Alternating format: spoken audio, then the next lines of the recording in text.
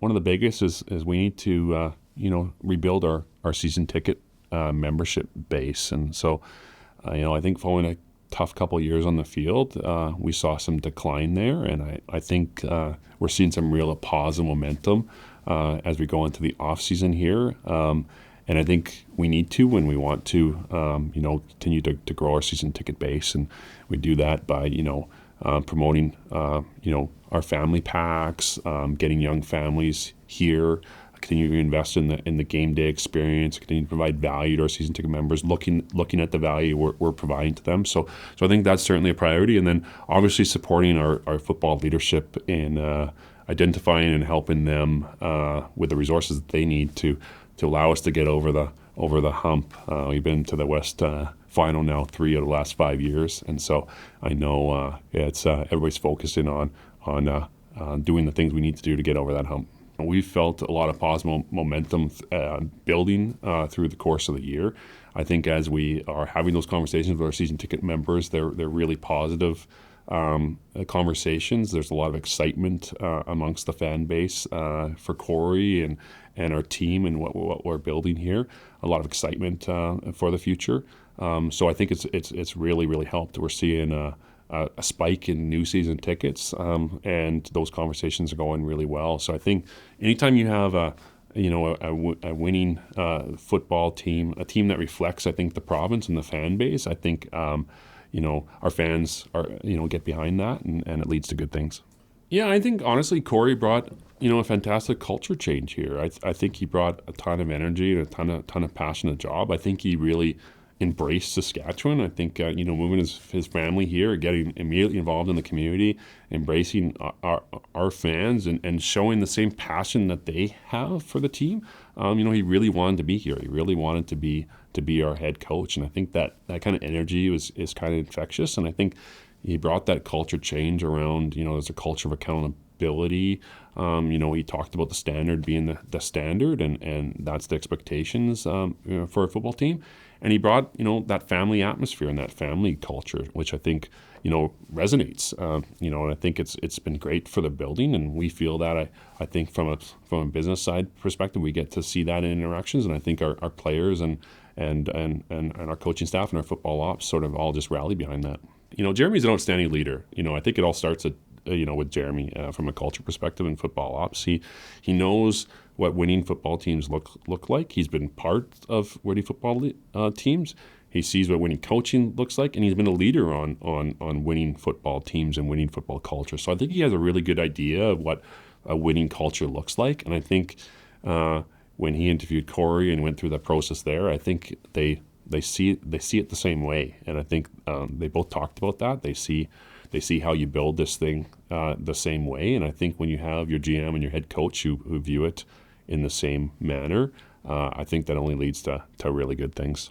I think it is challenging, and I think some of it you might have been able to see as the at-home experience got better, and everybody's got 90-inch TVs nowadays, and so that at-home experience is really good. So you have to compete with that. You have to give people a reason to want to come to the games. It has to be that you're gathering with friends. It's exciting, and that there's nothing quite like the energy of being in a full stadium. Like Labor Day here is just it's electric. The playoff game here was absolutely electric, and the fans make a difference. So you got to lean in on those things to make sure you're doing the right things. But I think the other challenge is just the cost of living challenges that I think everybody is facing, and that's really across the country and across the world. Inflation and high interest rates, and at the end of the day, sports is a lot of times discretionary spend, and so that can be challenging. So again, for us, it's around making sure we're thinking about affordability and actually not just thinking about it, but making changes and marketing. That our tickets are affordable and you can bring a family of 4, for instance, to the game at a reasonable price. It was outstanding. Like, it vastly exceeded our expectations. So I think we felt really good about our alt jersey and our alt logo. We'd done some focus group testing with some fans, and it was getting sort of rave reviews, and so we felt pretty good. But you never know until you launch something. I think the way we launched it was really good. I think our marketing team did a fabulous job of creating the hype and creating a look that represented that alt brand really, really well. I think our players loving it really helped too, because they really loved it. But we were all overwhelmed by the response from the fans. Like, it was those early days in the store were quite wild, where we'd be taking boxes of hats. They'd be in the box, and customers would be reaching into the box and grabbing the hats, and we wouldn't even have to stock the shelves, because fans would just grab the merchandise. So it's just been an outstanding response, and we're seeing merchandise sales and numbers that we haven't seen in a number of years, and it's quite exciting. We've been working on this since 2018. So when you put it in that context, like, to launch it in 2024, it's been a 6-year project. So you certainly don't want to do it, wear it a couple times and sell some jerseys and then move on from it. So that was never the intention. And the fan response sort of just also tells us that it's something that our fans want, and even in the playoff game, the excitement around wearing those for the home playoff game, it was just infectious. And so yeah, it's a multi-year strategy. We really like the look.